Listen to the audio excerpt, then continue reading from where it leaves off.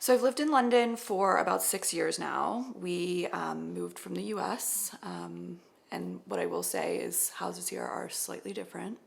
So we started renting in Clapham, lived there for 4 years, and decided we were going to stay for longer. So it was time to kind of buy the house. So I would say at the end is where I maybe had initial concerns that they would kind of throw up the house and it would be great, and they would leave and I would be unhappy with the paintwork or the architraving or the detailing, and the complete opposite actually happened. I think they were probably more focused on the details than I was, and yeah, I'm thrilled. Everything was done properly.